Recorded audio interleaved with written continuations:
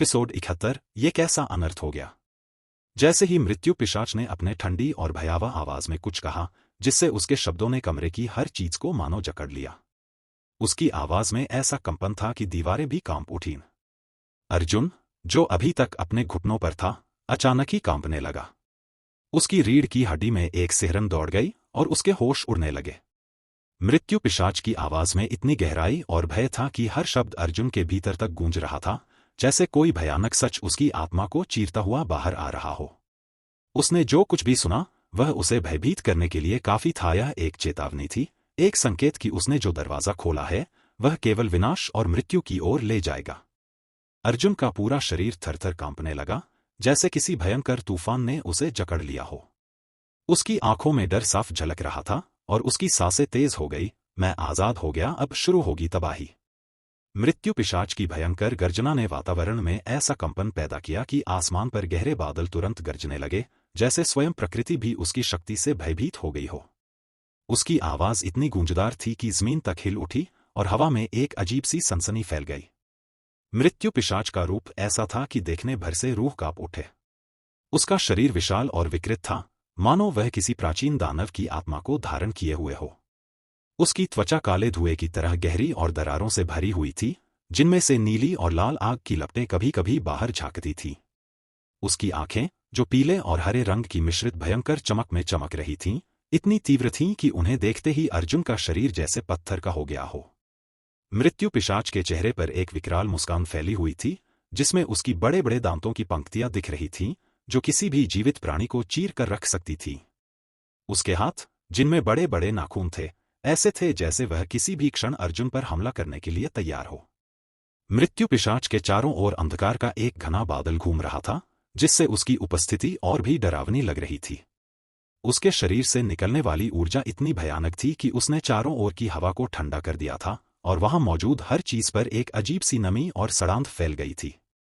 मृत्यु पिशाच के विकराल रूप के सामने खड़े देख अर्जुन ने अपने भीतर की सारी नकारात्मक ऊर्जा को फैलाना शुरू कर दिया। उसकी आंखों में भयानक घृणा और शक्ति की लालसा साफ झलक रही थी।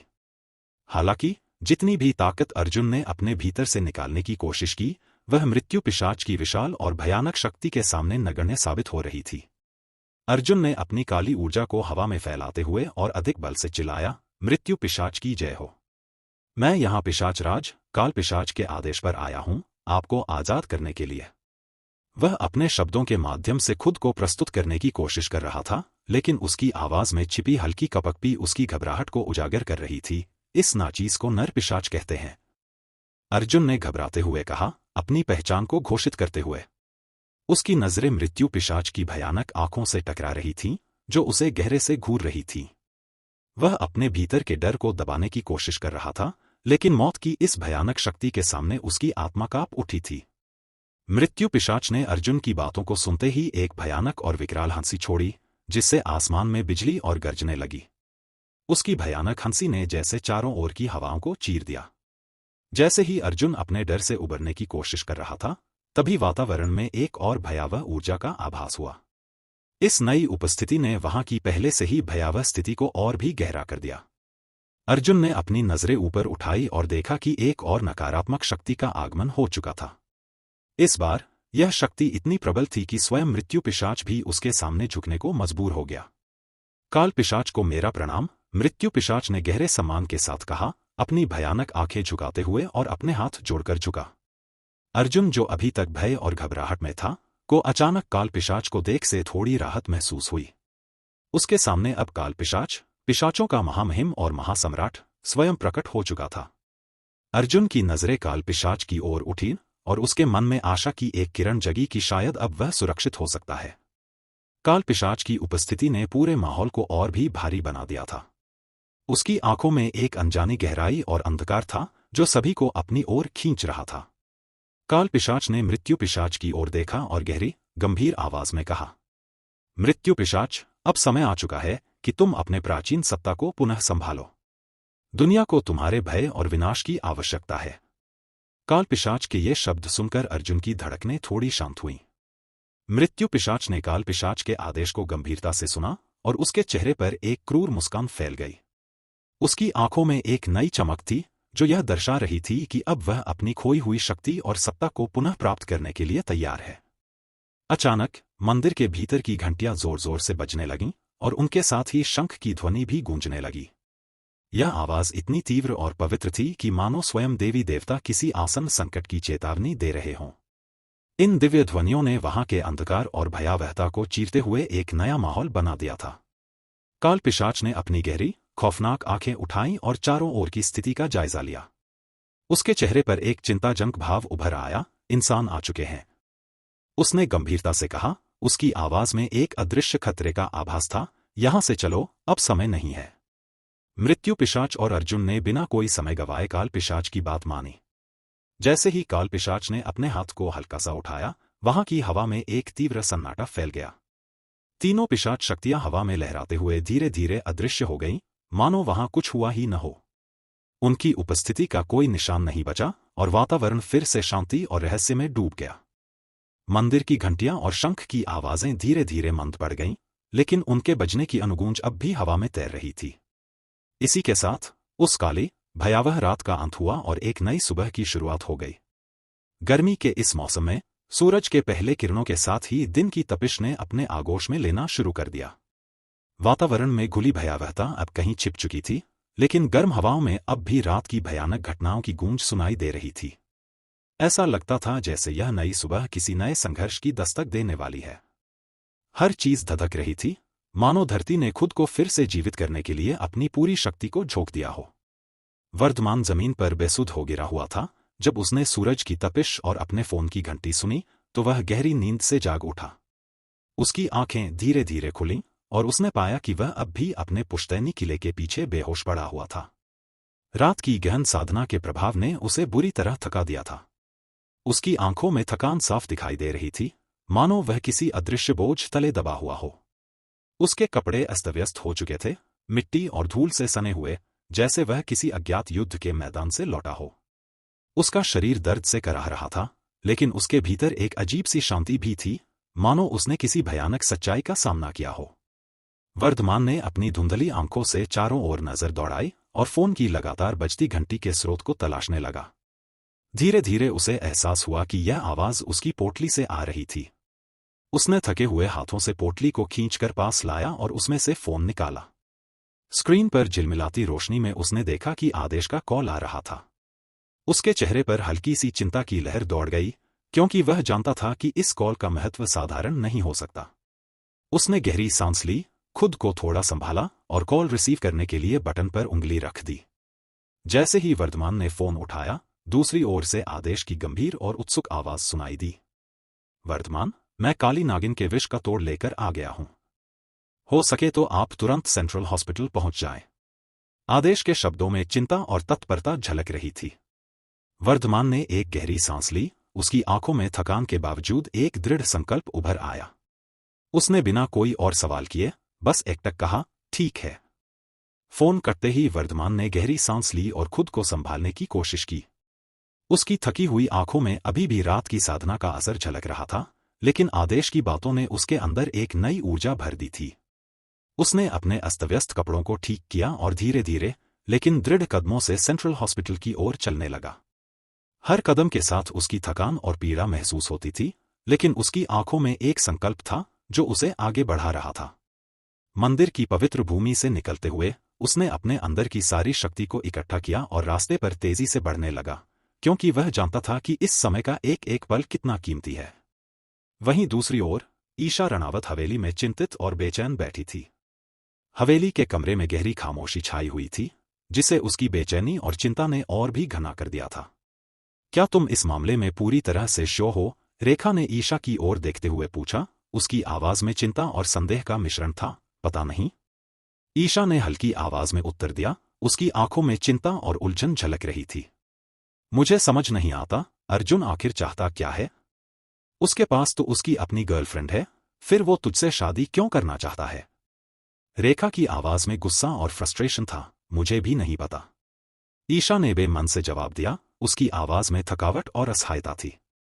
रेखा ने गुस्से में चिढ़ते हुए कहा, लेकिन कब तक तुम अपने दादा की बातें सुनती रहोगी? पहले वर्धमान के साथ शादी, अब यह अनचाही शादी।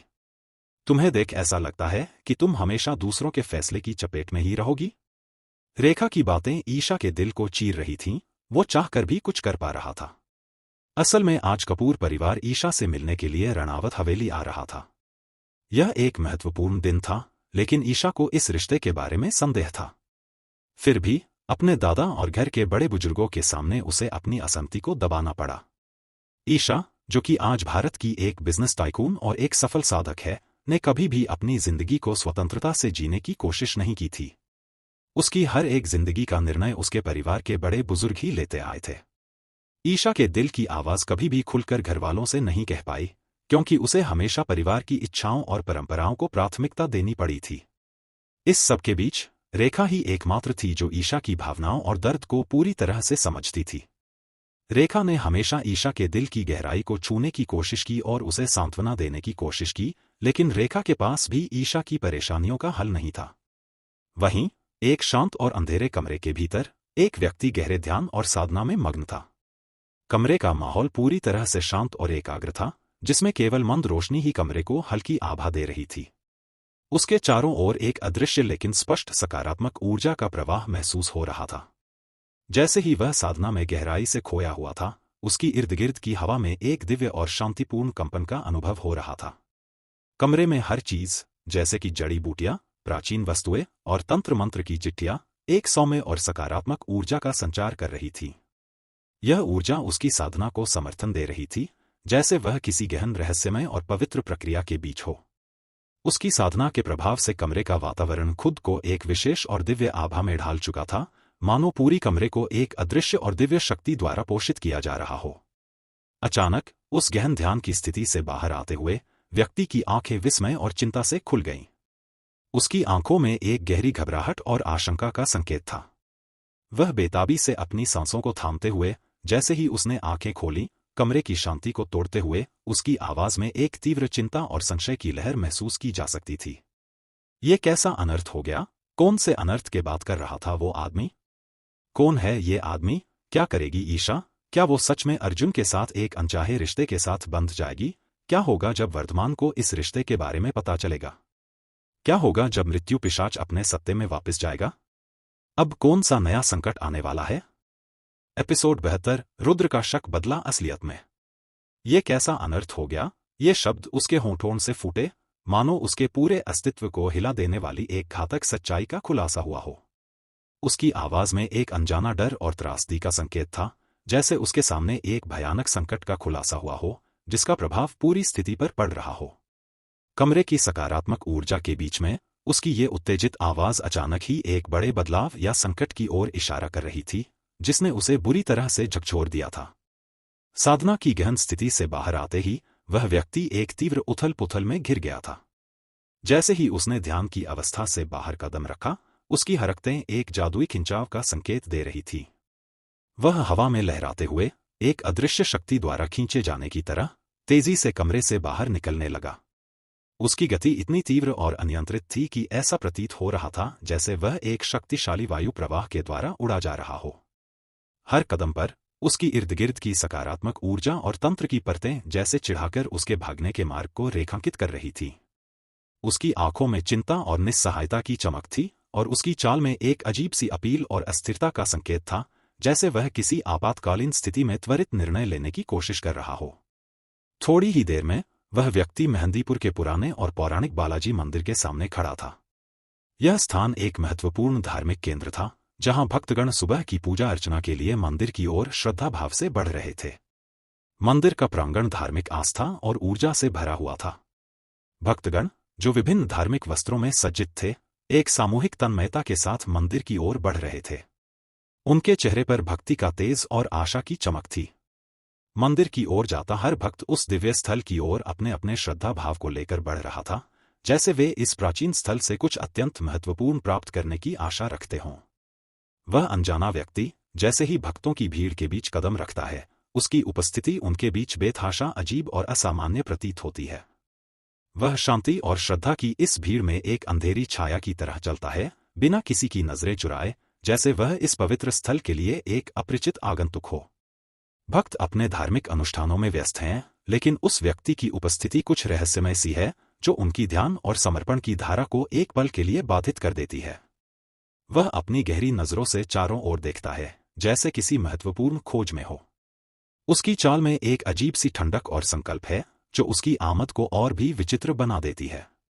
जब वह मंदिर के भीतर प्रवेश करता है, तो मानो चारों ओर का वातावरण उसकी उपस्थिति को स्वीकृति दे रहा हो। उसके कदम मंदिर की शांतिपूर्ण दीवारों में एक अज्ञात रहस्य और अपेक्षाओं की गूंज की तरह प्रतीत होते हैं। वह आदमी धीरे धीरे मंदिर के मुख्य कक्ष की ओर बढ़ता है, जहां पुरोहित जी भगवान की पूजा अर्चना में तल्लीन थे। जैसे ही वह कक्ष के अंदर प्रवेश करता है, उसकी शांति और रहस्यमय उपस्थिति से वातावरण में एक हल्की खिंचाव उत्पन्न होती है। पुरोहित जी, जो पूरी श्रद्धा और ध्यान से पूजा कर रहे हैं, अचानक उसकी उपस्थिति को महसूस करते हैं। वे उसकी ओर मुड़ते हैं और उसकी आंखों में एक अनजान और गंभीर गहराई देख पाते हैं। उनके चेहरे पर एक चौंकने वाला भाव उभर आता है और वे धीरे से कहते हैं, रुद्र जी, आप यहां? उनके शब्दों में अचंभा और आदर की झलक है। उनकी आवाज में हल्का सा संकोच और विस्मय है, मानो वह किसी पुरानी और पवित्र पहचान को अचानक सामने देख रहे हों। ये अनजान व्यक्ति, जो अब स्पष्ट हो चुका था कि रुद्र है, मंदिर के मुख्य कक्ष में प्रवेश करता है। उसके साथ का अदृश्य, रहस्यमय वातावरण और उसकी गंभीरता सभी को एक चौंकाने वाली हलचल में डाल देती है।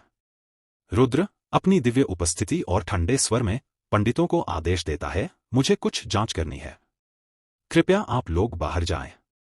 पंडित गण उसकी बात मानते हुए, उसके शब्दों में कुछ असामान्य सा महसूस करते हुए, चुपचाप बाहर निकल जाते हैं।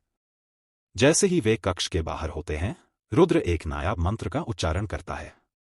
उसकी आवाज जैसे एक गूढ़ शक्ति को जगाती है और उसके सामने एक रहस्यमय दीवार अचानक पलट जाती है और एक सीढ़ी दिखाई पड़ती है। रुद्र बिना किसी देरी के सीढ़ियों पर चढ़ते हुए नीचे की ओर बढ़ता है। उसके कदम धीरे धीरे लेकिन दृढ़ता से गुप्त और तंग मार्ग में आगे बढ़ते हैं। सीढ़ियों के अंत में वह एक छिपे हुए कमरे में प्रवेश करता है, जहां एक बेतरतीब पुस्तक जमीन पर गिरी हुई मिलती है। पुस्तक का एक कोना खुला हुआ है, उसके पन्नों पर लिखे गए शब्द स्पष्ट रूप से देखे जा सकते हैं। रुद्र ने पुस्तक को अपने हाथों में उठाया, उसकी आंखें चमक उठती हैं। वह पुस्तक के पन्नों को ध्यान से देखते हुए बड़बड़ाते हैं, मृत्यु पिशाच आजाद हो गया। रुद्र की आवाज में एक गहरी चिंता थी। विक्रम रणावत ने निषिद्ध पुस्तक की सुरक्षा की जिम्मेदारी रुद्र पर सौंप रखी थी। यह पुस्तक मृत्यु पिशाच की कैद से जुड़े रहस्यों को संभालती थी और उसकी सुरक्षा एक महत्वपूर्ण जिम्मेदारी थी। मृत्यु पिशाच के आजाद होने की खबर ने रुद्र को गहरे संकट में डाल दिया था, जिससे उसकी चिंता और बेचैनी की सीमा पार हो गई थी। रुद्र गहरी चिंता और तनाव में तुरंत कुछ मंत्रों का उच्चारण करने लगता है। जैसे ही वह मंत्र जपता है, उसकी आंखों के सामने अंधेरे में तैरते हुए दृश्य उभरने लगते हैं। वह दृश्य जिसमें अर्जुन ने निषिद्ध पुस्तक को प्राप्त किया और मृत्यु पिशाच को आजाद किया। रुद्र की आंखों के सामने वह भयानक दृश्य स्पष्ट हो जाता है। अर्जुन की शैतानी मुस्कान और मृत्यु पिशाच के मुक्त होने का खतरनाक दृश्य उसकी आंखों में घूमता है। उसकी गुस्से और चिंता से भरी हुई आंखें उन दृश्यों को देखते हुए जल उठती हैं और उसका चेहरा नाराजगी और भयंकर क्रोध से भर जाता है। रुद्र की मुठियां कस जाती हैं और वह बड़बड़ाते हुए कहता है, मुझे पता था कि कुछ गड़बड़ है। उसके शब्दों में एक गहरी निराशा और खीज झलक रही है, मानो वह अपने आप को और अपने पिछले निर्णय को दोषी ठहरा रहा हो। उसकी आंखों में आग की लपटें सी चमक रही हैं और उसके भीतर एक भीषण संघर्ष चल रहा है। वही वर्धमान अपने थके हुए और अस्तव्यस्त हालात में सेंट्रल अस्पताल पहुंच चुका था। अस्पताल की भव्य इमारत में कदम रखते ही उसकी आंखें तत्काल उस इंटेंसिव केयर वार्ड की ओर मुड़ी, जहां अभिमन्यु की जान बचाने के लिए त्वरित चिकित्सा चल रही थी। वर्धमान सीधा डॉक्टर राही और आदेश के पास पहुंचता है, जो एक कोने में गंभीरता से बातचीत कर रहे थे। आदेश के चेहरे पर एक ठान ली हुई समर्पण की झलक थी, लेकिन उसकी आंखों में थकावट की लकीरें भी स्पष्ट थीं। आदेश ने गहरी सांस ली और अपनी आवाज को स्पष्ट करके पूरी घटना का विवरण देना शुरू किया। वर्धमान, उसने कहा, मैंने विष कन्या महारानी से ब्रह्मा पौधे का पत्ता प्राप्त किया। यह पत्ता अत्यंत शक्तिशाली है और इसे सही समय पर उपयोग किया जा सकता है। सतपुरा की भयानक स्थिति के बाद इस पत्ते को प्राप्त करना हमारी आशा का अंतिम कड़ी था। डॉक्टर राही, जो पहले ही आदेश के संघर्ष को सुन चुके थे, अब इस जानकारी को सुनकर और भी चिंतित हो गए। वे वर्धमान की स्थिति को समझते हुए आदेश के विवरण पर ध्यान केंद्रित कर रहे थे। हमारा पूरा प्रयास अब इस पत्ते की शक्ति को सही तरीके से इस्तेमाल करने में है। यह पत्ता अभिमन्यु की जान बचाने में महत्वपूर्ण भूमिका निभा सकता है, लेकिन हमें इसे सही समय पर और सही तरीके से उपयोग करना होगा, आदेश ने कहा। वर्धमान ने सिर झुकाकर आदेश की बातों को सुना। उसकी आंखों में एक दृढ़ता और उत्सुकता थी जो इस कठिन समय में भी उसकी उम्मीद को जिंदा रखे हुए थी। तभी डॉक्टर राही की फोन की घंटी बज उठती है। उसने जैसे ही फोन की स्क्रीन पर नजर डाली, उसकी आंखें चौकसी से भर गईं। फोन पर आए संदेश ने उसके चेहरे पर चिंता की लकीरें गहरा दीं। वर्धमान जी, मुझे खेद है, डॉक्टर राही ने विनम्रता से कहा। मुझसे माफ कीजिएगा, मुझे तुरंत बाहर जाना होगा। इतना कहकर डॉक्टर राही ने अपने कदम तेजी से बढ़ाए और वार्ड से बाहर निकल गए। उनके चेहरे पर एक दृढ़ निश्चय की छवि थी जो यह संकेत दे रही थी कि मामला वास्तव में गंभीर था। वर्धमान ने डॉक्टर राही की बातों को गंभीरता से सुना और उसकी अनुपस्थिति से निपटने के लिए खुद को तैयार किया। डॉक्टर राही के जाने के बाद वार्ड में एक अनचाही शांति छा गई, जिसमें वर्धमान और आदेश अब अकेले रह गए थे और उनकी जिम्मेदारियों का बोझ और भी बढ़ गया था। वर्धमान ने बिना एक शब्द कहे आदेश से ब्रह्मा पौधे का पत्ता ग्रहण किया। उसकी आंखों में एक ठान लेने की चमक थी। पत्ते को ध्यानपूर्वक देखकर उसने अपने हाथों से एक नीली रोशनी उत्पन्न की। यह रोशनी धीरे धीरे फैलने लगी और उसके बीच से 9 सुनहरी सुइयां प्रकट हुईं, जो हवा में एक रहस्यमय लहर की तरह झलमलाती थी। इन सुनहरी सुइयों के चारों ओर पौराणिक विद्या की आभा फैली हुई थी। वर्धमान ने उन सुइयों को सावधानीपूर्वक उठाया और अभिमन्यु के पास जाकर उन्हें उसके शरीर पर धीरे धीरे चुपचाप चलाने लगा। जैसे ही सुइयां उसके शरीर के संपर्क में आईं, नीली रोशनी और सुनहरी चमक ने अभिमन्यु के शरीर के चारों ओर एक दिव्य आभा को बना दिया। हर एक सुई को वर्धमान ने अपनी पारंपरिक विधियों और तंत्र मंत्र के अनुसार चलाया, जिससे अभिमन्यु के घायल शरीर में पुनर्जीवनी और सुष्टिकरण की प्रक्रिया शुरू हो गई। सुनहरी सुइयां जैसे ही उसके शरीर के विभिन्न बिंदुओं पर टिकीं, वहां से अदृश्य ऊर्जा की तरंगें निकलने लगीं, जो अभिमन्यु की घातक स्थिति को सुधारने में मदद कर रही थीं। वर्धमान के इस क्रियात्मक उपचार के दौरान वातावरण में एक गहरी शांति और ऊर्जा का प्रवाह बन गया, जैसे ही पुरानी जख्मों और बीमारियों के लिए एक नई जीवन रेखा मिल रही थी। वर्धमान ने एक हाथ में सुनहरी सुइयों को सहेजते हुए दूसरी हाथ से ब्रह्मा पौधे के पत्ते को पकड़ा। उसकी हरकतें धीमी और सतर्क थीं, जैसे कि वह एक पुरानी विद्या को सक्रिय कर रहा हो।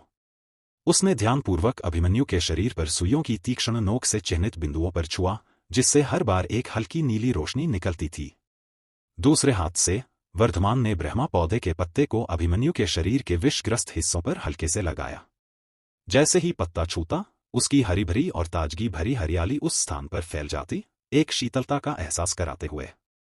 पत्ते की ऊर्जा और प्रभावी गुण धीरे धीरे विष को उन हिस्सों से निकालने में मदद कर रहे थे। वर्धमान ने मंत्रों का उच्चारण करते हुए ध्यान केंद्रित किया। उसकी उंगलियां सुइयों को सटीक बिंदुओं पर चलाते हुए विष के प्रवाह को नियंत्रित करने का प्रयास कर रही थी। जैसे ही उसने सुइयों को परास किया, विष के काले धब्बे हल्के हल्के होकर गायब होने लगे। इस बीच ब्रह्मा पौधे के पत्ते की हरी चमक और उसकी ताजगी काले विष के खिलाफ एक शाही शक्ति की तरह कार्य कर रही थी। उसके द्वारा उत्सर्जित ऊर्जा और प्राचीन तंत्र की मदद से विष धीरे धीरे निष्क्रिय हो रहा था। अभिमन्यु के शरीर में सुधार की संकेत स्वरूप उसकी त्वचा पर हल्की सी चमक आने लगी और उसकी सांसें गहरी और नियमित होती जा रही थीं। वर्धमान ने अपनी प्रक्रिया को पूरा करते हुए एक अंतिम मंत्र का उच्चारण किया और सुइयों को ध्यानपूर्वक हटाया। उसके हाथों से ब्रह्मा पौधे के पत्ते की ऊर्जा अब अभिमन्यु के पूरे शरीर में फैल चुकी थी। उसने राहत की सांस ली, यह महसूस करते हुए कि अभिमन्यु की स्थिति अब स्थिर और बेहतर हो रही थी। इलाज समाप्त करने के बाद वर्धमान ने एक पर्ची पर कुछ जड़ी बूटियों के नाम लिखे और आदेश को सौंपते हुए कहा, इन जड़ी बूटियों को जल्दी से खरीद लीजिए। मैं इनसे एक विशेष औषधि तैयार करूंगा, जिसे मैं अभिमन्यु को दूंगा। इससे उसकी स्वास्थ्य में तेजी से सुधार होगा और उसकी स्थिति और भी बेहतर हो जाएगी।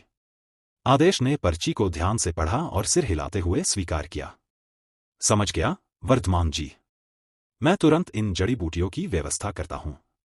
वर्धमान ने आदेश की पुष्टि के बाद एक हल्की मुस्कान दी और कहा, शुक्रिया।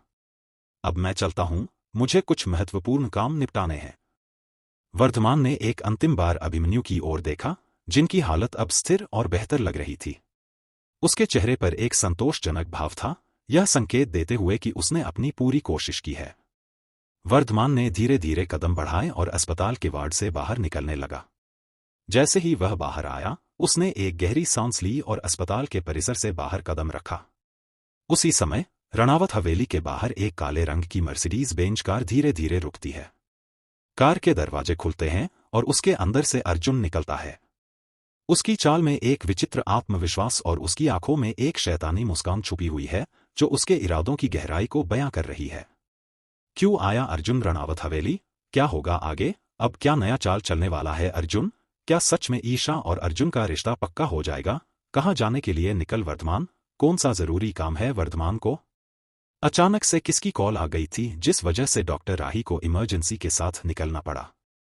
एपिसोड 73। वर्धमान का असलियत आया ईशा के सामने। अर्जुन हवेली के सामने खड़ा था, उसकी आंखों में एक कुटिल मुस्कान चमक रही है। आज का दिन उसकी योजनाओं का निर्णायक क्षण था। अर्जुन और उसके परिवार ने यहां ईशा और अर्जुन के रिश्ते को औपचारिक रूप से पक्का करने के लिए कदम रखे थे। अर्जुन की शैतानी मुस्कान और उसके आत्मविश्वास से भरी उपस्थिति इस बात की गवाही देती है कि उसके इरादे बहुत गहरे हैं। जैसे ही वह हवेली की ओर बढ़ता है, उसकी चाल में एक अनकही महत्वाकांक्षा और ठंडक थी, जो यह संकेत देती है कि वह कुछ बड़ा और रहस्यमय करने वाला है। वहीं नरपिशाच, जो अर्जुन के भीतर छिपा हुआ है और उसकी चेतना में समाया हुआ है, इस अवसर को देखकर असीम खुशी का अनुभव कर रहा है। नरपिशाच की बुरी नजरें ईशा पर टिकी हुई थी, जिसे वह पहले से ही अपने शिकार के रूप में देखता आ रहा था। उसकी खुशी का कोई ठिकाना नहीं है, क्योंकि उसके लिए ईशा को अपने जाल में फंसाना और उसके भीतर की शक्ति को उपयोग में लाना एक महत्वपूर्ण विजय था। जब अर्जुन और उसका परिवार हवेली के अंदर पहुंचते हैं, तो नरपिशाच के मन में एक गहरी साजिश का पल जन्म लेता है। ईशा और अर्जुन के रिश्ते के औपचारिक होने से नरपिशाच को अपने लक्ष्य को पूरा करने का एक सुनहरा अवसर मिल रहा था, और उसकी योजना अब पूरी तरह से आकार ले रही है। अर्जुन और उसके परिवार वाले हवेली के अंदर पहुंचते ही रणावत परिवार के सदस्य उन्हें गर्मजोशी और सम्मान के साथ स्वागत करते हैं। उनके आदर सत्कार का अंदाज एक पारंपरिक और शानदार माहौल को बयां करता है, जिसमें हर छोटे से छोटे विवरण पर विशेष ध्यान दिया गया है। रणावत परिवार के लोग अर्जुन और उसके परिवार को उत्तम आदर और सत्कार के साथ बैठाते हैं। चाय, नाश्ता और अन्य पधारने की चीजें पेश की जाती हैं, और हर सदस्य का चेहरा आत्मीयता और खुशी से भरा होता है। हंसमुख बातें और आदरपूर्वक व्यवहार वातावरण में एक सौहार्दपूर्ण माहौल का निर्माण कर रहे हैं। अब सभी की निगाहें सीढ़ियों की ओर टिकी हैं, जहां से ईशा का आगमन होना बाकी है। एक ओर जहां अर्जुन और उसके परिवार की उपस्थिति ने सबका ध्यान आकर्षित किया है, वहीं ईशा की उपस्थिति का इंतजार और भी खास बना दिया गया था। अर्जुन की बेसब्री अब उसकी मुद्रा से साफ झलक रही थी। वह लगातार सीढ़ियों की ओर झांक रहा था, जैसे कोई बच्चा अपने जन्मदिन के तोहफे का इंतजार कर रहा हो। उसकी बेचैनी ने वहां बैठे बड़े बुजुर्गों को हंसी का मौका दे दिया। अरे अर्जुन बेटा, इतना भी बेसब्र होने की क्या जरूरत है? विक्रम रणावत ने हंसते हुए कहा। मिस्टर कपूर ने अपने पोते की चुटकी लेते हुए बोला। शायद आपको खुद भी यकीन नहीं हो रहा कि यह सब सच हो रहा है। थोड़ी देर और सब्र रखिए, या फिर सीढ़ियों पर चढ़ जाइए और खुद ही जाकर देख लीजिए, वही मिसेस कपूर ने हंसी में जोड़ते हुए कहा। ऐसे इंतजार करने से तो अच्छा है कि आप खुद ही ईशा को नीचे लाने की जिम्मेदारी ले लें। हमें देखिए, हम तो बस चाय पानी में व्यस्त हैं। अर्जुन के चेहरे पर एक हल्की झिझक और मुस्कान फैल गई। उसने भी उनकी हंसी में शामिल होते हुए कहा, अरे क्या करूं? मेरा दिल धड़क रहा है, जैसे हार्ली डेविडसन का इंजन धड़कता है। उसके इस मजाकिया अंदाज ने वहां मौजूद लोगों को और भी हंसी के लम्हे दिए और माहौल को हल्का फुल्का बना दिया। अब सभी की निगाहें सीढ़ियों की ओर थीं, इंतजार था उस पल का जब ईशा नीचे आएगी और सभी औपचारिकताएं पूरी होंगी। तभी ईशा अपने दोस्त रेखा के साथ नीचे आती है। ईशा जैसे ही सीढ़ियों से उतरती है, उसकी उपस्थिति मानो एक दिव्य लहर की तरह इधर बह रही हो। उसकी शानदार लहंगा, जो शानदार सोने और चांदी के धागों से कढ़ा हुआ है, उसकी हर चाल के साथ लहराती है। लहंगा की चमकदार चूड़ियां और पारंपरिक दुपट्टा उसके हर हिलने डुलने के साथ चटकते हैं। ईशा का चेहरा, जो एक लंबे और सुंदर काले घुंघराले बालों के बीच चमक रहा है, उसकी आंखों में एक विशेष तरह की आभा बिखेरता है। उसकी आंखों की चमक और मुस्कान एक नाजुक किंतु आत्मविश्वास से भरी हुई छवि प्रस्तुत करती है। उसके गले में झिलमिलाते आभूषण और उसकी नाजुक भौहों पर हल्की लाली, सब कुछ एक आदर्श संयोजन बनाते हैं। उसकी उपस्थिति में एक तरह की रॉयल्टी और परंपरा का समन्वय है जो हर किसी को उसकी ओर आकर्षित करता है। ईशा का सौंदर्य सिर्फ उसके कपड़ों में नहीं बल्कि उसकी आत्मा और उसकी गरिमा में भी झलकता है। तो ये लो, हमारे दुल्हन भी आ गई। मिस्टर कपूर ने खुशियां और गर्व से भरे स्वर में कहा। उनकी आवाज में उत्साह की लहर थी। सभी की निगाहें ईशा पर थीं और वह अपने सुंदर लहंगा में एक चांदनी की तरह चमक रही थी। उसकी उपस्थिति ने पूरे कमरे को एक खास और भव्य वातावरण दे दिया था। मिस्टर कपूर की आवाज सुनकर अर्जुन का चेहरा खिल उठा। उसकी आंखों में ईशा के लिए अद्भुत प्रेम और शैतानी खुशी की चमक थी। उसकी आदत से हटकर अर्जुन ने हाथ में एक गुलदस्ता पकड़े हुए ईशा की ओर कदम बढ़ाए। सभी लोग हंसते खिलखिलाते हुए अर्जुन और ईशा के बीच की खुशी और आनंद को महसूस कर रहे थे।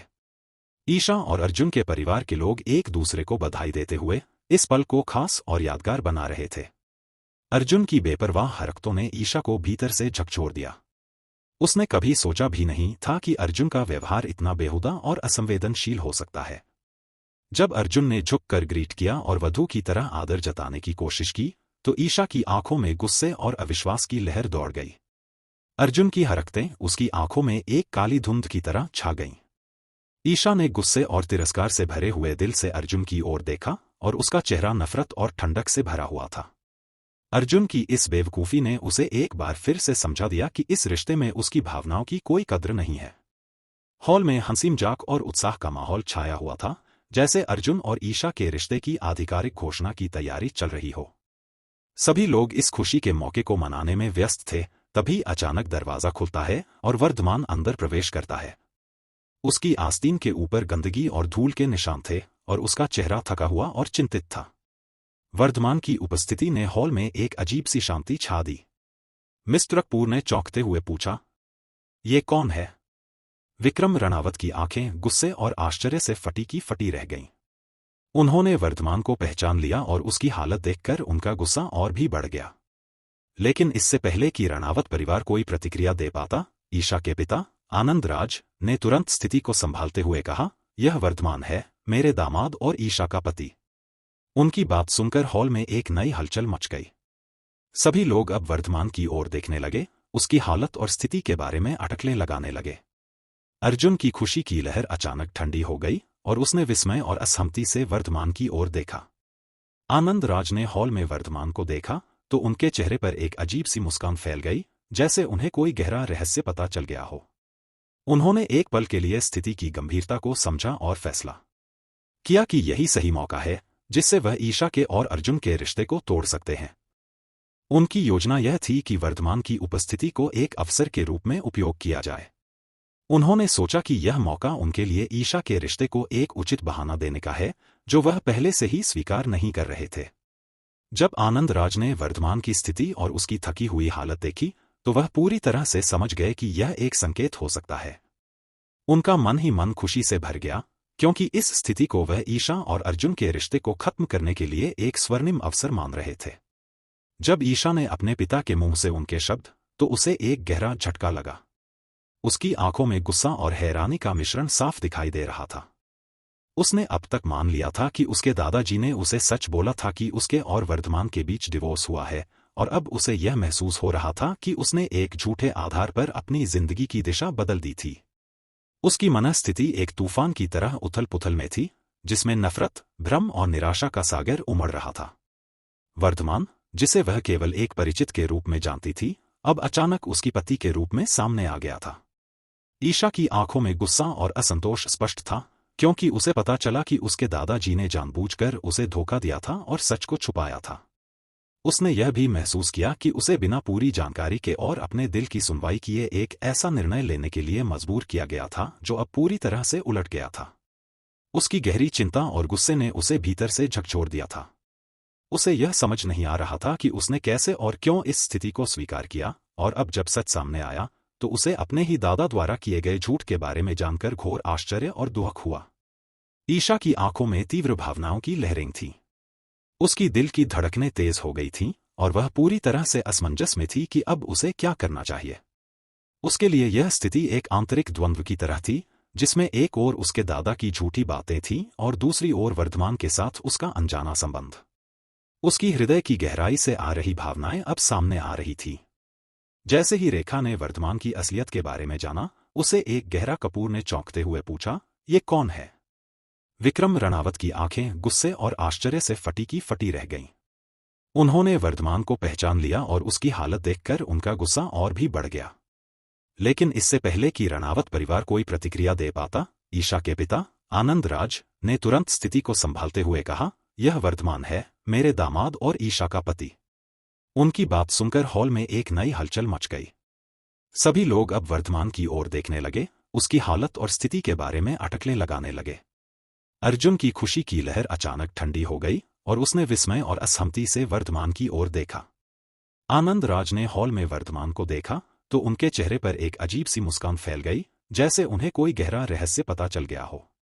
उन्होंने एक पल के लिए स्थिति की गंभीरता को समझा और फैसला किया कि यही सही मौका है जिससे वह ईशा के और अर्जुन के रिश्ते को तोड़ सकते हैं। उनकी योजना यह थी कि वर्धमान की उपस्थिति को एक अवसर के रूप में उपयोग किया जाए। उन्होंने सोचा कि यह मौका उनके लिए ईशा के रिश्ते को एक उचित बहाना देने का है, जो वह पहले से ही स्वीकार नहीं कर रहे थे। जब आनंद राज ने वर्धमान की स्थिति और उसकी थकी हुई हालत देखी, तो वह पूरी तरह से समझ गए कि यह एक संकेत हो सकता है। उनका मन ही मन खुशी से भर गया, क्योंकि इस स्थिति को वह ईशा और अर्जुन के रिश्ते को खत्म करने के लिए एक स्वर्णिम अवसर मान रहे थे। जब ईशा ने अपने पिता के मुंह से उनके शब्द, तो उसे एक गहरा झटका लगा। उसकी आंखों में गुस्सा और हैरानी का मिश्रण साफ दिखाई दे रहा था। उसने अब तक मान लिया था कि उसके दादाजी ने उसे सच बोला था कि उसके और वर्धमान के बीच डिवोर्स हुआ है, और अब उसे यह महसूस हो रहा था कि उसने एक झूठे आधार पर अपनी जिंदगी की दिशा बदल दी थी। उसकी मनस्थिति एक तूफान की तरह उथल-पुथल में थी, जिसमें नफरत, भ्रम और निराशा का सागर उमड़ रहा था। वर्धमान, जिसे वह केवल एक परिचित के रूप में जानती थी, अब अचानक उसकी पति के रूप में सामने आ गया था। ईशा की आंखों में गुस्सा और असंतोष स्पष्ट था, क्योंकि उसे पता चला कि उसके दादाजी ने जानबूझकर उसे धोखा दिया था और सच को छुपाया था। उसने यह भी महसूस किया कि उसे बिना पूरी जानकारी के और अपने दिल की सुनवाई किए एक ऐसा निर्णय लेने के लिए मजबूर किया गया था जो अब पूरी तरह से उलट गया था। उसकी गहरी चिंता और गुस्से ने उसे भीतर से झकझोर दिया था। उसे यह समझ नहीं आ रहा था कि उसने कैसे और क्यों इस स्थिति को स्वीकार किया, और अब जब सच सामने आया तो उसे अपने ही दादा द्वारा किए गए झूठ के बारे में जानकर घोर आश्चर्य और दुख हुआ। ईशा की आंखों में तीव्र भावनाओं की लहरें थीं। उसकी दिल की धड़कनें तेज हो गई थीं, और वह पूरी तरह से असमंजस में थी कि अब उसे क्या करना चाहिए। उसके लिए यह स्थिति एक आंतरिक द्वंद्व की तरह थी, जिसमें एक ओर उसके दादा की झूठी बातें थीं और दूसरी ओर वर्धमान के साथ उसका अनजाना संबंध। उसकी हृदय की गहराई से आ रही भावनाएं अब सामने आ रही थी। जैसे ही रेखा ने वर्धमान की असलियत के बारे में जाना, उसे एक गहरा झटका लगा। वह हमेशा से वर्धमान को एक रहस्यमय व्यक्ति के रूप में देखती थी, लेकिन आज उसकी असलियत सामने आ जाने से उसकी धारणाएं पूरी तरह बदल गईं। रेखा के लिए यह एक अप्रत्याशित रहस्योद्घाटन था। वह कभी नहीं सोच सकती थी कि जिस व्यक्ति को उसने केवल एक रहस्यमय और अनजाने से मान रखा था, वह सच में एक रहस्यमय शख्स है जो उसकी कल्पनाओं से कहीं ज्यादा जटिल और महत्वपूर्ण निकला। उसके मन में हजारों सवाल उठ रहे थे। उसने कभी नहीं सोचा था कि वर्धमान की पहचान इतनी गंभीर और संजीदा हो सकती है। यह जानकर कि वर्धमान वास्तव में उसके और ईशा के बीच के रिश्ते की पेचीदगियों का हिस्सा है, उसकी आंखों में चौंक और आश्चर्य का मिश्रण साफ देखा जा सकता था। सभी लोग चौंक कर वहां शांत बैठे थे। जब डॉक्टर राही ने वर्धमान को देखा, डॉक्टर वर्धमान, आप यहां? डॉक्टर राही की आवाज में पूरी तरह से आश्चर्य और उलझन थी। उन्हें इस स्थिति में क्या करना है, यह समझ में नहीं आ रहा था। उन्होंने कभी कल्पना भी नहीं की थी कि वर्धमान असल में रणावत परिवार का दामाद निकलेगा। यह पूरी तरह से अप्रत्याशित था और राही के मन में सवालों की भरमार हो गई थी कि अब इस स्थिति को कैसे संभाला जाए। डॉक्टर राही अपने विशेष कौशल और ज्ञान के कारण साधकों के बीच बेहद मशहूर और सम्मानित थे। यही वजह थी कि विक्रम रणावत ने अपने इस खुशी के मौके पर उन्हें खास तौर से आमंत्रित किया था। उनका वहां होना न केवल सम्मान की बात थी, बल्कि विक्रम रणावत की इस मौके को और भी महत्वपूर्ण बनाने की इच्छा का प्रतीक भी था। डॉक्टर राही की बातों ने रणावत परिवार को एक और झटका दे दिया, क्योंकि उनके नज़र में वर्धमान सिर्फ एक नाकारा इंसान था। उन्होंने कभी सोचा भी नहीं था कि वर्धमान जैसा व्यक्ति साधकों के बीच इतना सम्मानित हो सकता है। यह सच उनके विश्वासों को हिला देने वाला था, और अब उनके सामने वर्धमान की एक नई और प्रभावशाली छवि उभर रही थी। हर कोई अपनी अपनी उलझनों में डूबा हुआ था कि तभी अचानक एक भयानक गुर्राहट की आवाज ने सबको चौंका दिया। पूरे हॉल में एक अजीब सा सन्नाटा पसर गया, मानो किसी अनजानी ताकत ने वहां अपनी उपस्थिति दर्ज कराई हो। सभी ने एक दूसरे की ओर देखा और हवा में बेचैनी और भय का एहसास तैरने लगा। ये गुर्राहट किसकी थी? क्या कोई खतरा मंडरा रहा था? अब क्या होगा आगे? क्या होगा जब वर्धमान का असलियत आएगा रणावत परिवार के सामने? क्या नया मोड़ लेगा ईशा और वर्धमान के रिश्ते में? एपिसोड 74। ईशा का दिलचस्प फैसला है, क्या वह वर्धमान को अपनाएगी या नहीं? हर कोई अपनी अपनी उलझनों में खोया हुआ था, तभी अचानक एक भयानक गुर्राहट की आवाज ने माहौल को झकझोर कर रख दिया। पूरे हॉल में सन्नाटा पसर गया, मानो किसी अदृश्य शक्ति ने अपना अस्तित्व दर्ज कर लिया हो। लोगों ने एक दूसरे की ओर देखा और हॉल में डर और अनजाने भय की लहर दौड़ गई। गुर्राहट की आवाज धीरे धीरे और तेज होने लगी। सभी की नजरें उस दिशा में उठ गईं जहां से ये आवाज आ रही थी। सब ने देखा कि अर्जुन, जो अभी तक सामान्य लग रहा था, अब अजीब तरह से गुर्रा रहा था। उसकी आंखें लाल हो गई थीं और उसके चारों ओर से एक काली नकारात्मक ऊर्जा लहराने लगी थी। कोई समझ नहीं पा रहा था कि यह सब क्या हो रहा है। असल में वर्धमान एक दिव्य साधक था, जिस वजह से उसकी ऊर्जा भी अत्यंत शक्तिशाली और पवित्र थी। इसी कारण अर्जुन के अंदर बसे नर पिशाच ने वर्धमान को देखते ही अपने अंदर उबलते गुस्से को काबू नहीं कर पाया। नर पिशाच को जैसे ही यह एहसास हुआ कि वही दिव्य ऊर्जा है जिसने उसे ईशा के करीब जाने से रोका था, उसके अंदर की नकारात्मक शक्ति और भड़क उठी। वर्धमान ने अर्जुन की बदलती हालत को तुरंत भांप लिया। वह समझ गया था कि अर्जुन पर किसी नकारात्मक शक्ति का प्रभाव है। लेकिन वर्धमान ने खुद से एक वादा किया था, वह अपनी जादुई शक्तियों का उपयोग सार्वजनिक रूप से नहीं करेगा, चाहे परिस्थितियां कितनी भी भयावह क्यों न हो जाए। इसलिए वह वहां खड़ा रहा, अपने अंदर की शक्ति को काबू में रखते हुए, और अर्जुन की ओर देखता रहा। उधर अर्जुन का यह विकृत रूप देखकर ईशा समेत सभी लोग सन्न रह गए। उन्हें अपनी आंखों पर विश्वास नहीं हो रहा था। अर्जुन, जिसे वे अब तक जानते थे, वह एकदम से कैसे इतना भयानक और खतरनाक हो सकता है? हर चेहरा सवालों से घिरा हुआ था और हॉल में तनाव का माहौल गहराता जा रहा था। सबकी सांसें थम गई थीं, मानो कोई बहुत बड़ा तूफान आने वाला हो। तभी अचानक अर्जुन ने एक भयानक कदम उठाया। उसकी आंखों में एक दुष्ट चमक थी और उसने अपने हाथों से एक आग का जलता हुआ गोला बनाकर वर्धमान की ओर उछाल दिया। जैसे ही आग का गोला हवा में घूमा, हर किसी की आंखें अविश्वास और भय से फटी रह गईं। हॉल में एक सन्नाटा छा गया, मानो समय थम गया हो। वर्धमान वहीं खड़ा था, बिना किसी हलचल के। उसके चेहरे पर न कोई डर था, न ही कोई प्रतिक्रिया। वह स्थिर और शांत था, मानो जानता हो कि यह सब कुछ उसके नियंत्रण में है।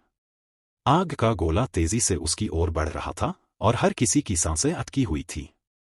सबके मन में एक ही सवाल था, अगर यह जलता हुआ गोला वर्धमान को छू गया तो क्या होगा? लोगों की आंखों के सामने जैसे दृश्य धीमा हो गया था। आग का गोला, जो कुछ ही क्षणों में विनाशकारी हो सकता था, वर्धमान की ओर बढ़ता चला जा रहा था। वहां मौजूद हर शख्स की आंखें चौड़ी हो गईं, दिल की धड़कनें तेज हो गईं और डर ने सबको जकड़ लिया। इससे पहले कि कोई कुछ समझ पाता, एक तेज हवा का झोंका हॉल में गूंज उठा और वो जलता हुआ आग का गोला अचानक बुझ गया, मानो किसी अदृश्य शक्ति ने उसे निगल लिया हो। हॉल में खामोशी छा गई और सबकी निगाहें उस दिशा में मुड़ गईं जहां से यह रहस्यमय हवा का झोंका आया था। वहां दरवाजे पर दो व्यक्ति खड़े थे, रुद्र और देविका। रुद्र, भारद्वाज परिवार का बड़ा बेटा, अपनी मजबूत और प्रभावशाली उपस्थिति के साथ खड़ा था। उसके साथ खड़ी थी उसकी छोटी बहन देविका, जो अपने चेहरे पर संजीदगी और दृढ़ संकल्प लिए हुए थी। दोनों भाई बहन एकदम हवा के झोंकों की तरह वहां आए और वर्धमान के सामने ढाल बनकर खड़े हो गए। रुद्र की आंखों में तीव्रता थी और वह अर्जुन की ओर घूरते हुए अपने हाथ उठाता है। देविका भी अपने भाई के साथ कदम मिलाकर अर्जुन की ओर मुड़ती है। दोनों भाई बहन ने अपनी वायु शक्तियों का आह्वान किया और एक अदृश्य बंधन अर्जुन के चारों ओर कसने लगा, मानो हवा की जंजीरें उसे जकड़ने की कोशिश कर रही हों। अर्जुन की आंखें अब भी क्रोध से लाल थीं, लेकिन वह वायु के इस प्रचंड प्रहार के आगे खुद को बेबस महसूस कर रहा था। हर किसी की नजरें इस अलौकिक संघर्ष पर टिकी हुई थीं और पूरे हॉल में एक अजीब सा तनाव तैरने लगा। रुद्र और देविका के चेहरे पर एकाग्रता और आत्मविश्वास का भाव था, मानो वे जानते थे कि उन्हें क्या करना है। रुद्र की आंखें आग की तरह जल उठीं और उसकी आवाज पूरे हॉल में गूंज उठी। अर्जुन के अंदर नरपिशाच हावी हो चुका है। यह सुनते ही हर किसी के चेहरे का रंग उड़ गया। एक भयावह सन्नाटा छा गया, मानो समय ठहर गया हो। किसी को यकीन नहीं हो रहा था कि अर्जुन, जिसे वे अब तक एक सामान्य इंसान मानते थे, उसके भीतर इतनी घोर बुराई बस चुकी थी। रुद्र के शब्दों ने वहां मौजूद हर व्यक्ति को हिलाकर रख दिया, लेकिन अब डर या उलझन का समय नहीं था। एक एक कर सभी ने अपनी अंदरूनी शक्तियों का आह्वान करना शुरू कर दिया। हवा में एक अदृश्य ऊर्जा का संचार होने लगा, मानो सबकी आत्माएं इस एक बिंदु पर केंद्रित हो रही हों। रेखा, जो अब तक सिहरती हुई खड़ी थी, ने अपने मन के भय को किनारे करते हुए अपनी योग्यता और शक्ति को जागृत किया। उसकी आंखें चमक उठीं और वह अपने हाथों को उठाकर एक अदृश्य ढाल तैयार करने लगी, जो अर्जुन की ओर बढ़ते हुए पिशाच को रोक सके। देविका अपनी वायु शक्तियों को नियंत्रित करते हुए एक जादुई चक्र बनाने लगी। हवा उसके चारों ओर घूमने लगी और उसने अपने भाई रुद्र की ओर देखा। दोनों भाई बहन की आंखों में एक अटूट संकल्प था, मानो वे जानते थे कि उन्हें इस बुरी आत्मा को रोकना ही होगा। सभी साधकों ने मिलकर एक सम्मिलित प्रयास किया। उनकी शक्तियां आपस में मिलकर एक बड़े ऊर्जा क्षेत्र का निर्माण करने लगीं, जो अर्जुन के चारों ओर घूम रही बुरी ताकतों को बांधने का प्रयास कर रही थी। अर्जुन के शरीर ने एक झटका खाया और उसकी आंखें और भी गहरी लाल हो गईं। उसकी चीखें अब और भी भयानक हो गईं, मानो नरपिशाच ने उसकी पूरी आत्मा को निगल लिया हो। लेकिन वहां खड़े साधकों ने हार मानने का कोई इरादा नहीं किया। उनकी ऊर्जा अब और भी तीव्र हो गई और एक भीनी रोशनी ने अर्जुन के चारों ओर का घेरा मजबूत कर दिया। पिशाच की चीखें अब भी गूंज रही थीं, लेकिन अब वे पहले जैसी तीव्र नहीं रहीं। नरपिशाच, जो अर्जुन के अंदर गहराई तक अपनी जड़ें जमा चुका था, अब उस प्रकाश के घेरे में फंसता जा रहा था। उसकी शक्ति घटने लगी थी और उसके अंदर का अंधकार बेकाबू हो रहा था। इसी बीच ईशा, जिसने अब तक चुपचाप यह सब देखा था, अचानक आगे बढ़ी। उसकी आंखों में एक अलग सी चमक थी, एक दृढ़ संकल्प जिसने उसे इस भयावह स्थिति में भी शांत रखा। उसकी हरकतों में अब कोई संकोच नहीं था, बल्कि आत्मविश्वास की झलक थी। ईशा ने अपनी दोनों हथेलियों को एक साथ जोड़ते हुए एक प्राचीन मंत्र का उच्चारण करना शुरू किया। उसके चारों ओर एक नीली आभा फैलने लगी, मानो वह खुद को और अपनी शक्ति को एकत्रित कर रही हो। उसके इस मंत्र की गूंज ने हवा में एक अलग ही ऊर्जा पैदा कर दी, जिसे सभी ने महसूस किया। जैसे ही ईशा का मंत्र पूरा हुआ, उसने अपनी हथेलियों के बीच एक छोटी सी बोतल प्रकट की। यह बोतल साधारण नहीं थी, उसमें एक अजीब सी चमक थी, मानो वह किसी प्राचीन शक्ति से संचारित हो। यह वही बोतल थी जिसमें शक्तिशाली आत्माओं को कैद किया जा सकता था और जिसे केवल एक दिव्य साधक ही नियंत्रित कर सकता था। ईशा ने बोतल को अर्जुन की ओर बढ़ाया और फिर से मंत्रों का उच्चारण करने लगी। इस बार उसकी आवाज में एक सख्ती और तीव्रता थी, जिससे पूरी हवेली गूंज उठी। बोतल ने अचानक से तेजी से चमकना शुरू किया और उसके भीतर एक शक्तिशाली चक्र घूमने लगा। यह चक्र अब अर्जुन के चारों ओर के घेरे से मेल खाता था, जिसने नरपिशाच को पूरी तरह से जकड़ लिया था। नरपिशाच, जो अब तक अर्जुन के शरीर से बाहर निकलने की कोशिश कर रहा था, इस नए खतरे को भांप गया। उसने आखिरी बार अर्जुन के शरीर पर जोर डालने की कोशिश की, लेकिन ईशा के मंत्रों की ताकत के सामने वह कमजोर पड़ गया। उसकी चीखें और भी मध्यम हो गईं और वह धीरे धीरे अर्जुन के शरीर से बाहर निकलने लगा, लेकिन इस बार उसकी दिशा बोतल की ओर थी। अंततः एक जोरदार झटके के साथ नरपिशाच पूरी तरह से अर्जुन के शरीर से बाहर निकल आया और सीधे बोतल की ओर खींचता चला गया। बोतल ने उसे अपनी गिरफ्त में ले लिया और उसके अंदर कैद कर लिया। जैसे ही पिशाच बोतल में समा गया, बोतल की चमक धीमी पड़ गई और उसके ढक्कन पर एक रहस्यमयी मुहर लग गई, जो इसे हमेशा के लिए बंद कर रही थी। पूरा हॉल एक पल के लिए शांत हो गया, मानो सबकी सांसें थम गई थी। ईशा ने धीरे से बोतल को अपने हाथों में लिया, उसकी आंखों में संतोष और थकान का मिश्रण था। उसने बोतल को संभालते हुए देखा और फिर एक गहरी सांस ली। वह जानती थी कि यह केवल एक लड़ाई थी और अभी कई और चुनौतियां बाकी थीं, लेकिन इस जीत ने उसे नई ऊर्जा दी थी। जैसे ही अर्जुन बेहोश होकर जमीन पर गिरा, हॉल में एक भयानक सन्नाटा छा गया। नरपिशाच के बोतल में कैद होते ही हर किसी ने एक भारी राहत की सांस ली, लेकिन अर्जुन की इस हालत ने उस सुकून को एक बार फिर से चीर दिया। अर्जुन की मां घबराई हुई अपने बेटे के पास दौड़ी और उसकी बेहोश पड़ी देह को हिला हिलाकर उसे जगाने की कोशिश करने लगी। अर्जुन, उठो बेटा, क्या हो गया तुम्हें? उनकी आवाज में चिंता और बेचैनी साफ झलक रही थी। लेकिन अर्जुन की तरफ से कोई प्रतिक्रिया नहीं आई। उसकी हालत देखकर हॉल में मौजूद लोगों की धड़कनें तेज हो गईं, मानो किसी अनहोनी की आशंका उन्हें घेर रही हो। डॉक्टर राही ने स्थिति की गंभीरता को भांपते हुए तुरंत अर्जुन की नाड़ी चेक की। उन्होंने उसके पल्स को महसूस करने की कोशिश की, लेकिन उनके माथे पर शिकन गहराती चली गई। अर्जुन की नाड़ी की कोई स्पष्ट धड़कन नहीं मिल रही थी, और डॉक्टर राही के लिए यह समझना मुश्किल हो रहा था कि आखिर ये क्या हो रहा था। उनकी चिंता अब और बढ़ गई थी, और वे बेचैन होकर वर्धमान की ओर मुड़े। उनकी आंखों में एक निराशा और आशंका का मिश्रण था, मानो उन्हें पता था कि यह मामला साधारण नहीं है। डॉक्टर वर्धमान, मुझे लगता है आपको अर्जुन को एक बार चेक कर लेना चाहिए, डॉक्टर राही ने गंभीरता से कहा। उसकी हालत से मैं कुछ भी समझ नहीं पा रहा हूं। उसकी नाड़ी में कुछ गड़बड़ है, और यह साधारण चिकित्सा से परे लगता है। आप ही उसकी सही स्थिति का अंदाजा लगा सकते हैं। डॉक्टर राही की गंभीरता भरी बात सुनकर वर्धमान ने आगे बढ़ने के लिए अपने कदम उठाने ही शुरू किए थे कि अचानक राजगीर रणावत उसके रास्ते में आकर खड़े हो गए। उनके चेहरे पर गहरी नफरत और तिरस्कार की छाया थी। उन्होंने वर्धमान की ओर इस तरह देखा, मानो उसकी उपस्थिति ही उन्हें अस्वीकार्य थी। जिसने कभी कॉलेज की सीढ़ियां भी नहीं देखी, राजगीर रणावत ने अपने शब्दों को कटाक्ष और तिरस्कार से भरते हुए कहा, वो किसी का इलाज कैसे करेगा। उनके शब्दों में न केवल वर्धमान के ज्ञान और कौशल के प्रति अविश्वास था, बल्कि यह भी साफ था कि वे वर्धमान को अपने बराबर नहीं मानते थे।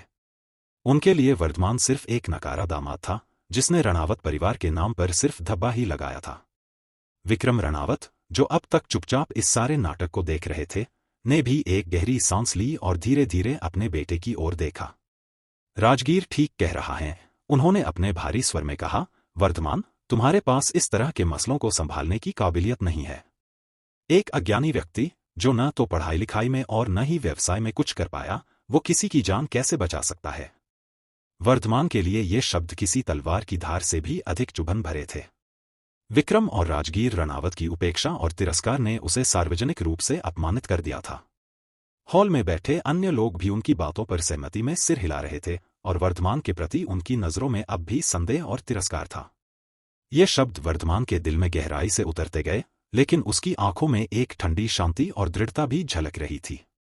वर्धमान की सार्वजनिक बेइज्जती ने जब सबका ध्यान अपनी ओर खींचा, तो ईशा के पिता आनंद राज, जो अब तक शांत बैठे हुए थे, अचानक उठ खड़े हुए और कुछ ऐसा कहते हैं जिसे सुन हर कोई चौंक जाते हैं। आखिर ऐसा क्या कहा था आनंद राज ने? क्या होगा आगे?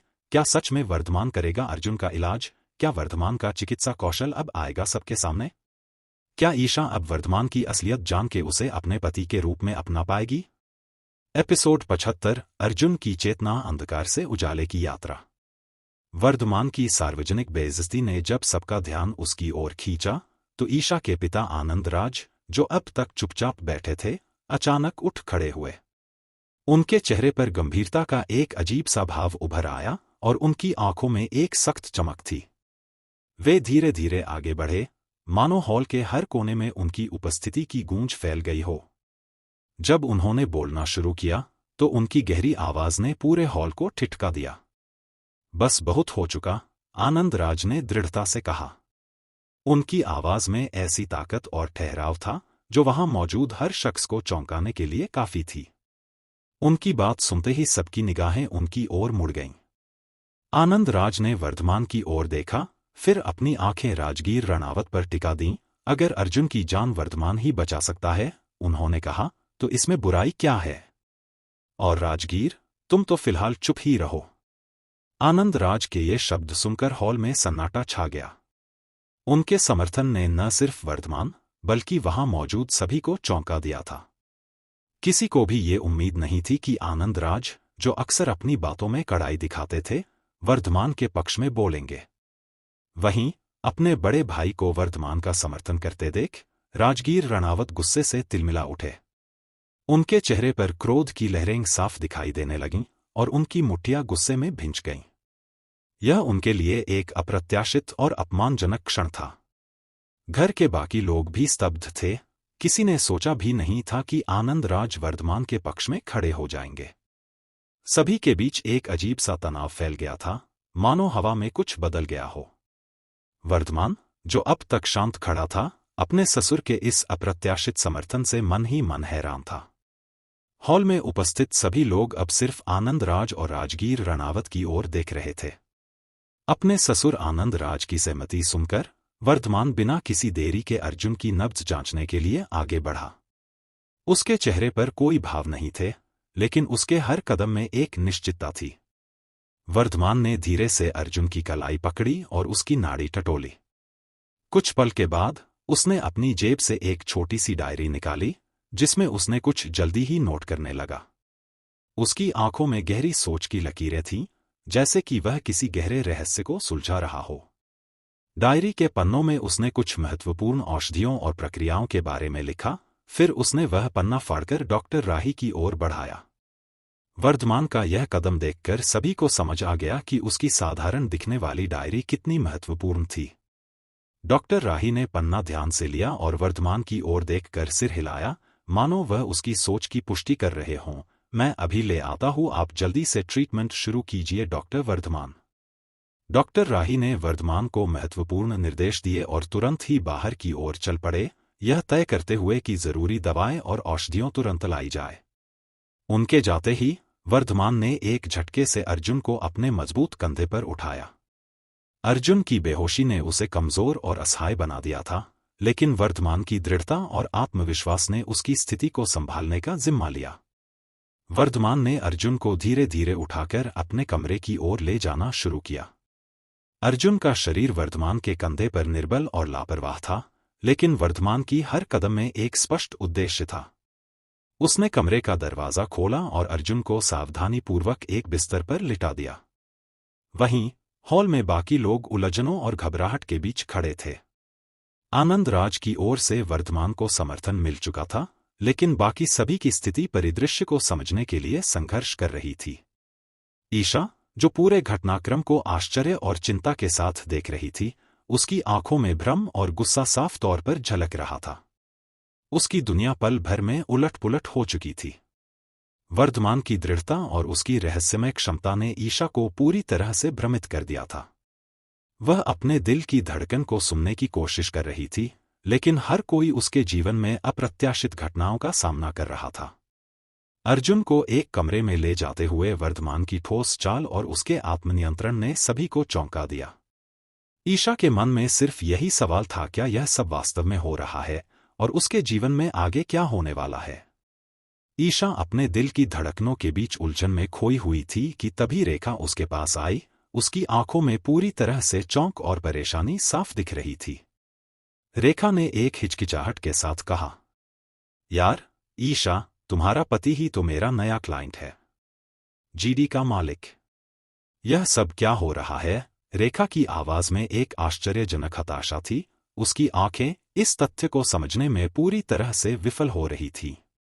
ईशा ने अपने कानों पर विश्वास नहीं किया। उसके दिमाग में जटिलता और उलझन की लहरें दौड़ रही थी। उसने अब तक अर्जुन के बारे में इतनी अजीब और अविश्वसनीय जानकारी प्राप्त की थी कि उसे समझ में नहीं आ रहा था कि यह सब कैसे जोड़ रहा है। रेखा के शब्दों ने ईशा को एक नई दिशा में सोचने के लिए मजबूर किया, लेकिन इस बीच हॉल में एक असामान्य सन्नाटा था। सभी लोग अपनी अपनी उलझनों में थे और ईशा के मन की दुविधा और बढ़ गई थी। उसकी आंखों में डर और आशंका की झलक थी और वह अपने ही जीवन के इस गहरे उलझन में फंसी हुई थी।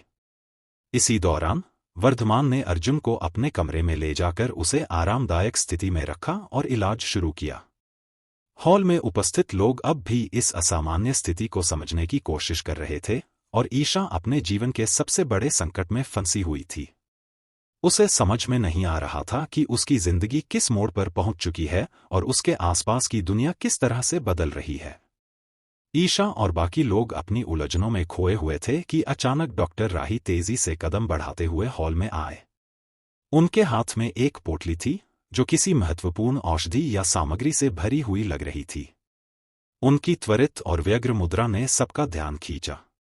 डॉक्टर राही ने आते ही आनंद राज से सवाल किया। उसकी आवाज में एक प्रकार की घबराहट थी। वर्धमान कहाँ है? आनंद राज ने डॉक्टर राही की बेचैनी देखी और तुरंत समझ गए कि स्थिति गंभीर है। उन्होंने बिना कोई सवाल किए डॉक्टर राही को वर्धमान के कमरे की ओर ले जाने का प्रस्ताव दिया आप मेरे साथ आइए। आनंद राज ने बिना देर किए डॉक्टर राही को वर्धमान के कमरे की ओर ले जाने के लिए कदम बढ़ाए। उनकी गंभीरता और तेजी ने यह साफ कर दिया कि कुछ बहुत महत्वपूर्ण और तत्काल कार्रवाई की जरूरत थी। जैसे ही वे दोनों वर्धमान के कमरे की ओर बढ़े, हॉल में मौजूद सभी लोग उनकी ओर ध्यान देने लगे। ईशा और बाकी लोग एक अजीब से बेचैनी में थे, उनकी नजरें दरवाजे की ओर थीं, जैसे कि वे जानना चाहते हों कि आखिर इस उलझन और तनाव के बीच क्या नया मोड़ आ सकता है। कमरे में दाखिल होते ही डॉक्टर राही ने देखा कि वर्धमान अर्जुन के शरीर के विभिन्न बिंदुओं पर अपनी उंगलियों से स्नेहपूर्ण दबाव डाल रहा था। उसकी चेहरे पर ध्यान और संजीवनी का एक अद्वितीय सम्मोहन था। डॉक्टर राही ने अपने हाथ में पकड़ी हुई पोटली को वर्धमान की ओर बढ़ाया और कहा, वर्धमान जी, ये सामग्री आपके लिए है। वर्धमान ने बिना किसी शब्द के पोटली को अपने हाथों में ले लिया। उसकी आंखों में एक चमक सी आ गई, मानो उसने किसी महत्वपूर्ण कुंजी को हासिल कर लिया हो। उसने पोटली को ध्यानपूर्वक खोला और उसमें से जड़ी बूटियां निकाल लीं। जड़ी बूटियां उसकी उंगलियों के बीच चमकने लगीं, मानो वे खुद ही जीवन ऊर्जा से भरी हुई थीं। वर्धमान ने एक गहरी सांस ली और अपने हाथों की चपलता से उन बूटियों को हवा में उछाल दिया। जैसे ही जड़ी बूटियां हवा में तैरने लगीं, उन्होंने एक नीला आभा उत्पन्न किया, जो धीरे धीरे कमरे में फैलने लगा। वर्धमान ने अपनी ताकतवर ऊर्जा को जड़ी बूटियों से जोड़ते हुए उन्हें अपने नीले प्रकाश में कैद कर लिया। उसके हाथ की रोशनी ने बूटियों के अंदर छिपी ऊर्जा को संचित किया, जिससे वे एक दिव्य शक्तिशाली तत्व में बदल गई। फिर उसने अपनी ऊर्जा को संयमित किया और धीरे धीरे उन जड़ी बूटियों की शक्ति को अर्जुन के शरीर में समाहित करने लगा। उसकी उंगलियां वॉरहेड की तरह सटीक और नियंत्रित थीं, हर एक बिंदु पर ध्यान केंद्रित कर, मानो वह अर्जुन के भीतर से नकारात्मकता को निकाल रहा हो और जीवनदायिनी ऊर्जा को भर रहा हो। हर बार जब वह अपनी उंगलियां दबाता, तो अर्जुन के शरीर में नीले आभा की लहरें उठतीं और एक रहस्यमय, शांतिपूर्ण वातावरण पैदा हो जाता। कमरे में एक अद्वितीय ऊर्जा का प्रवाह था, जो उपचार के इस दिव्य कार्य को संपूर्णता की ओर ले जा रहा था। डॉक्टर राही ने नजदीक से देखा और महसूस किया कि वर्धमान का उपचार केवल भौतिक स्तर पर नहीं, बल्कि आत्मिक और आध्यात्मिक स्तर पर भी गहरा प्रभाव डाल रहा था। असल में, नर पिशाच की नकारात्मक ऊर्जा ने अर्जुन की चेतना पर गहरा और विनाशकारी असर डाला था। इस दुष्प्रभाव के कारण अर्जुन की आत्मा एक अंधेरी और गहरी निंद्रा में चली गई थी, जैसे एक समुंदर की गहराइयों में छिपी हुई हो। इस निंद्रा ने उसकी चेतना को पूरी तरह से जकड़ लिया था, जिससे वह शारीरिक रूप से जीवित था, लेकिन मानसिक और आत्मिक स्तर पर पूरी तरह से सोया हुआ था। वर्धमान अपनी दिव्य शक्तियों और गहरी साधना के साथ अर्जुन की इस सोई हुई आत्मा को जागरूक करने के लिए समर्पित था। उसने न केवल बाहरी इलाज पर ध्यान दिया, बल्कि उसके भीतर की आत्मा के गहरे गड्ढों में प्रवेश करने की कोशिश की। वर्धमान ने अपनी उंगलियों को अर्जुन के शरीर के महत्वपूर्ण बिंदुओं पर सावधानीपूर्वक दबाते हुए उसे एक विशेष ऊर्जा प्रवाह प्रदान किया। उसकी नीली रोशनी से भरी हुई ऊर्जा को जड़ी बूटियों के साथ मिलाकर वह एक शक्तिशाली संयोजन तैयार कर रहा था। उसने ध्यान केंद्रित किया और अपनी ऊर्जा को अर्जुन की आत्मा की ओर भेजा। यह ऊर्जा उसकी सोई हुई आत्मा को धीरे धीरे उभारने का काम कर रही थी, जैसे एक सूक्ष्म और जादुई लहर उसके चेतना के गहरे अंधकार को छेड़ रही हो। हर बार जब वर्धमान ने अपनी ऊर्जा को अर्जुन के शरीर में प्रवाहित किया, तो उसकी आत्मा की गहरी निंद्रा में हलचल शुरू हो गई। यह हलचल धीरे धीरे एक आशान्वित प्रक्रिया का संकेत बन रही थी। वर्धमान ने अपनी अद्वितीय और दिव्य शक्ति को अर्जुन की चेतना के अंधकार में प्रवेश कर उसे जागृत करने की पूरी कोशिश की। वर्धमान की उंगलियां अर्जुन के शरीर के बिंदुओं पर एक विशेष लय में हलचल कर रही थीं, जैसे वह एक जादुई तरंग भेज रहा हो जो अंधकार को पार करके सीधे अर्जुन की आत्मा तक पहुंच रही थी। वर्धमान ने जड़ी बूटियों की पोटली को हवा में उछालते हुए उसकी ऊर्जा को अपने हाथों से नियंत्रित किया, जिससे अर्जुन के भीतर ऊर्जा का एक नवा प्रवाह शुरू हुआ। धीरे धीरे, जैसे जैसे ऊर्जा का प्रवाह बढ़ता गया, अर्जुन की आत्मा के चारों ओर का अंधकार कम होने लगा। यह अंधकार, जो उसकी आत्मा को जकड़े हुए था, अब हल्का होने लगा। वर्धमान ने गहरी तन्मयता से अपनी शक्ति को अर्जुन की आत्मा में समाहित किया और उसके शरीर में जड़ी बूटियों के शक्तिशाली तत्वों को प्रवाहित किया। अचानक, एक शक्तिशाली कंपन के साथ अर्जुन के शरीर में हलचल हुई। उसकी आंखें धीरे धीरे खुलने लगीं, जैसे वह एक लंबे और गहरे निंद्रा से जाग रहा हो। वर्धमान ने देखा कि अर्जुन की आंखों में जीवन की चमक लौट रही थी और उसकी चेतना धीरे धीरे पुनः सक्रिय हो रही थी। अर्जुन की आंखें पूरी तरह से खुल गईं और उसने अपने चारों ओर का दृश्य स्पष्ट रूप से देखना शुरू किया। उसकी सांसें धीरे धीरे सामान्य होने लगीं और वह एक नई जागरूकता के साथ जाग गया। उसकी आत्मा, जो एक अंधेरे समुंदर में डूबी हुई थी, अब एक नई ऊर्जा के साथ उभर चुकी थी। वर्धमान ने राहत की एक गहरी सांस ली और अर्जुन की ओर सुकून भरी नजरों से देखा। यह पल उसकी अथक मेहनत और अद्वितीय शक्तियों का फल था, जिसने अर्जुन की आत्मा को पुनः जीवन दिया था। अर्जुन ने वर्धमान की ओर देखा और उसकी आंखों में धन्यवाद और विस्मय की भावनाएं स्पष्ट थीं। उसने धीरे धीरे अपने शरीर को महसूस किया और समझा कि वह अब पूरी तरह से जाग चुका है और अपनी चेतना को पुनः प्राप्त कर चुका है। अर्जुन को जागते हुए देख डॉक्टर राही दंग रह गए थे। उनके चेहरे पर अविश्वास और हैरानी की लकीरें स्पष्ट थीं। उन्हें यकीन नहीं हो रहा था कि वर्धमान की शक्तियों ने अर्जुन को न केवल पुनः जीवित किया है, बल्कि उसकी चेतना भी वापस ला दी है। वर्धमान ने गहरी और संजीदा आवाज में डॉक्टर राही से कहा, यहाँ जो कुछ भी हुआ है, यह किसी को भी नहीं पता चलना चाहिए। उसकी आवाज में एक ठोस आदेश था, जो यह सुनिश्चित करता था कि किसी भी तरह की चर्चा या अफवाह इस घटना को प्रभावित न करे। डॉक्टर राही ने चुप्पी साध ली और सिर्फ सिर झुकाया। वर्धमान ने अर्जुन को धीरे से उठाया और उसकी मदद से उसे कमरे से बाहर ले जाने लगे। उनके कदम ठोस और आत्मविश्वास से भरे हुए थे, जैसे वे जानते हों कि इस स्थिति को कैसे संभालना है। जब वर्धमान और अर्जुन कमरे से बाहर आए, तो वहां मौजूद सभी लोग अवाक रह गए। अर्जुन के अचानक ठीक होने की खबर ने सभी को चौंका दिया। ईशा, रेखा और बाकी सभी ने आश्चर्य और संदेह की मिश्रित भावनाओं के साथ अर्जुन को देखा।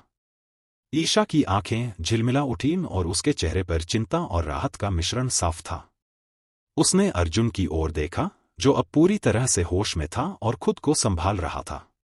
उसकी आशंका और उलझन बढ़ गई थी, क्योंकि वह अब जानना चाहती थी कि इसके पीछे की सच्चाई क्या है। रेखा ने भी आश्चर्यचकित भाव से अर्जुन की ओर देखा। उसने अभी तक अर्जुन की इस हालत और वर्धमान के रहस्यमय इलाज के बीच के संबंध को पूरी तरह से नहीं समझा था। अर्जुन की मां, जो अभी भी बेहोश बेटे के पास खड़ी थी, ने राहत की सांस ली, लेकिन उसकी चिंता बनी रही। उसने वर्धमान को संदेह की निगाह से देखा, जैसे वह समझने की कोशिश कर रही हो कि इस चमत्कार का कैसे हुआ। सभी की निगाहें अर्जुन और वर्धमान पर टिकी हुई थीं। इस पल ने सभी को सोचने पर मजबूर कर दिया था और उनकी भावनाएं एक जटिल उलझन में उलझ गई थी। वर्धमान ने अर्जुन को बाहर लाकर उसे एक सुरक्षित जगह पर बिठाया और फिर उसने सबको देखा। उसकी आंखों में एक गंभीरता थी। तभी सबके बीच एक आदमी कुछ ऐसा कहता है, जिसे सुन बाकी सब भी दंग रह जाते हैं। क्या कहा किसने? किसने कहा होगा? क्या ईशा कभी अर्जुन के इलाज के पीछे की सच्चाई जान पाएगी? कैसे विक्रम रणावत अब आगे आने वाले सिचुएशंस को संभालेंगे?